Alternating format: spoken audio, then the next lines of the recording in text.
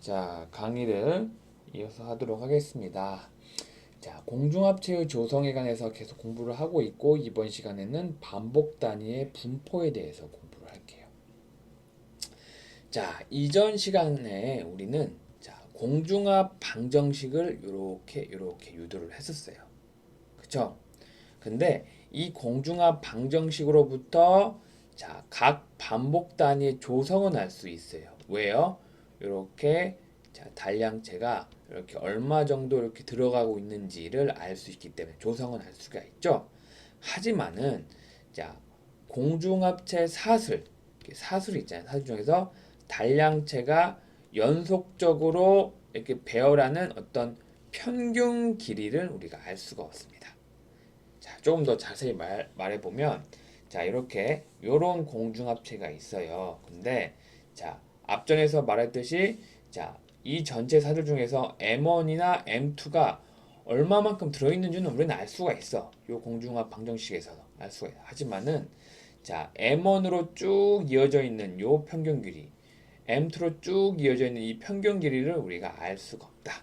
알 수가 없다. 그래서, 우리가 이제 앞으로 배울 건데, 중합속도식을 통계적으로 방법으로 처리하여 유도할 수 있는 어떤 식이 있습니다. 식이 아니라 그걸 한번 유도 한번 해볼 거예요. 알겠죠? 자, 그래서 성장사슬 M스타의 단량체 M1이 부과될 확률을 P11이라고 할게요. P11이라고 할게요. 자, 이 P11에서 성장사슬 말단의 활성점은 대부분의 경우 단량체 M1과 M2가 반응하게 되죠. 자, 이렇게 M1 활성점이 이렇게 있어요. 그러면 여기에 이 활성점에 M1 아니면 M2가 붙어서 반응을 하게 될 거잖아요. 그렇죠? 그러면 P11은 우리가 어떻게 정의할 수가 있죠?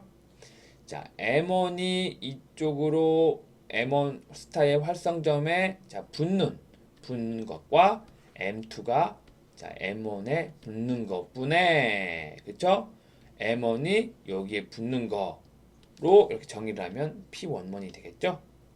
자, 그러니까 요거는 지금 반응 속도식으로 표현을 했어요.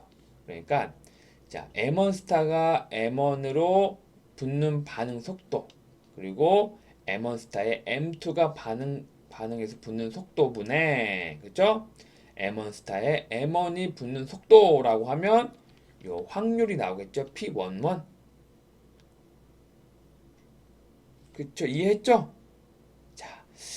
자, 그래서 요 P11을 요렇게 다시 한번 써볼게요. 이걸 어떻게 썼어요? 여기서 보면 분모와 분자를 먼저 K12로 나눠줄게요. 1, 2로 나눠주고 그렇죠? 그 다음에 M1 스타로 나눠주면 이렇게 식이 이렇게 돼요. 한번 해보세요. 자, 봐봐.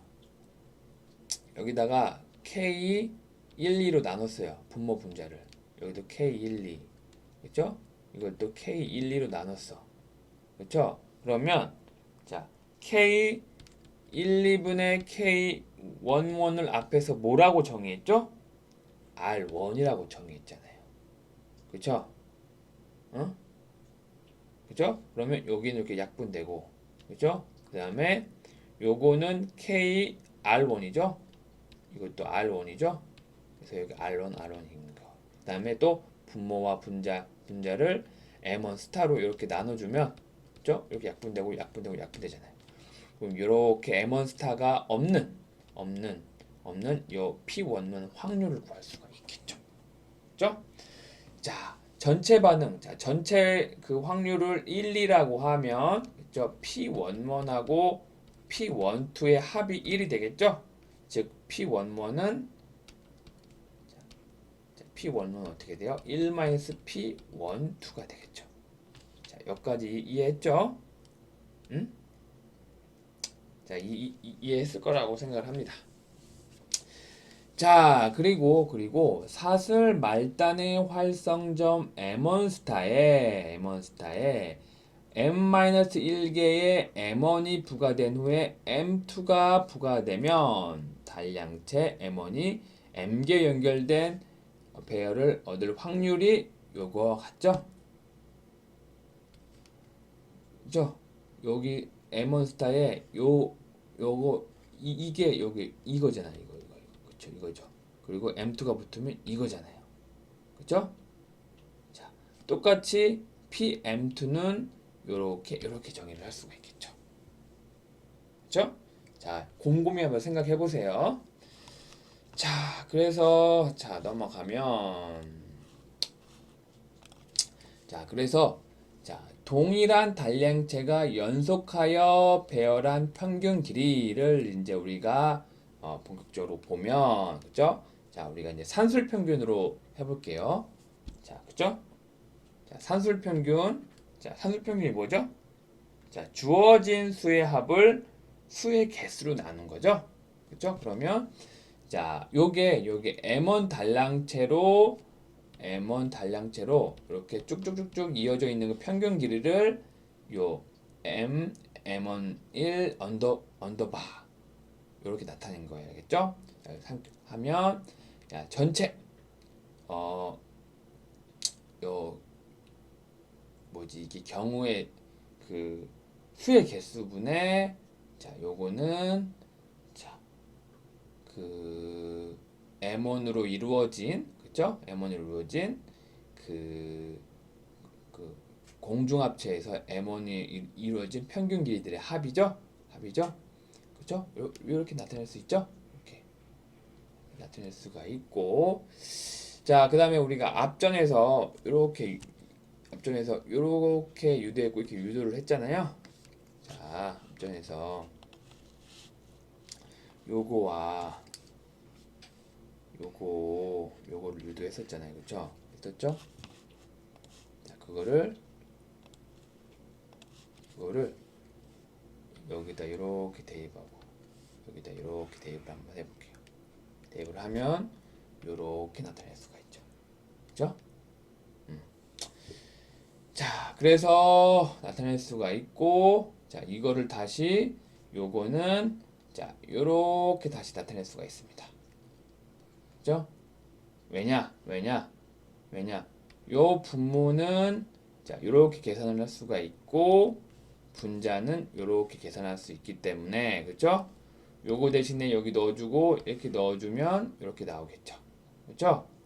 그리고 1-P11은 자, P1과 같죠?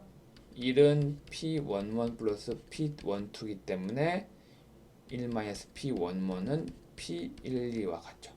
그죠? 자, 그리고 자, 요거를 다시 요렇게 써줄 수가 있다. 요 단량 모노모 농도에 관해서 어떻게 앞전에서 우리가 P11은 요렇게 된다고 우리가 유도를 했었어요. 이거를 여기다 요렇게 집어넣어주면 요렇게 나옵니다. 그죠? 그 다음에 똑같은 방식으로 자, 모노모 2의 평균 길이를 구하면 요렇게 우리가 이렇게 유도를 할 수가 있어요. 자, 그래서 자, 각각이 자, M1의 평균 길이를 이렇게 식으로 나타내겠고 M2의 평균 길이를 이렇게 나타냈어요. 그 공중합체에서요. 그렇죠? 그래서 이 M1의 평균 길이와 M2의 평균 길이를 이렇게 나눠주면 이렇게 넣어주고 이렇게 넣어주면 자, 우리가 이전에 구했던 공중합 방정식과 똑같죠? 그쵸? 똑같죠? 자, 그때는 무슨 막 정상 상태도 가정하고 뭐하고 했는데, 그쵸? 요거는 자, 정상 상태 가정 없이, 즉 비정상 상태에서도 자, 적용할 수가 있다라고 알 수가 있겠죠? 자, 여기에는 식에서는 뭐 정상 상태를 가정하고 막 그런 건 없었잖아요, 그쵸? 그러면 요 식은 자, 비정상 상태에서도 적용할 수 있는 식이다. 단 중합 속도가 말단 활성점의 구조에 의해서만 좌우되고 해중합 반응이 없다면 자, 이 공중합 방정식은 정상 상태뿐만 아니라 비정상 상태에서도 적용을 할 수가 있다. 자, 이렇게 결론을 내면 되겠습니다. 자, 잠깐 끊고 가도록 하겠습니다.